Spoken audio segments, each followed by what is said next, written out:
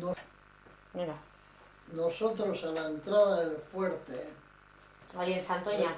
en Santoña, pues un tramito había así, una alturita de 2 o 3 metros, y allí como a estar, o sea, como una carretera pequeña dentro del fuerte, ¿no?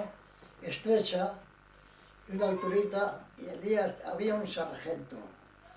Y nosotros al entrar por allí, por aquel camino, íbamos mirando para abajo. Y entonces dice el sargento: no os da vergüenza lo que habéis hecho con Durango y Guernica. Y salió una voz: Durango fue bombardeado. ¿Una voz de quién? De uno de los presos, Durango fue bombardeado. Y contestó el sargento, ante un momento: bueno, admito que Durango fuese bombardeado, pero Guernica no, Guernica quemasteis vosotros, rojos.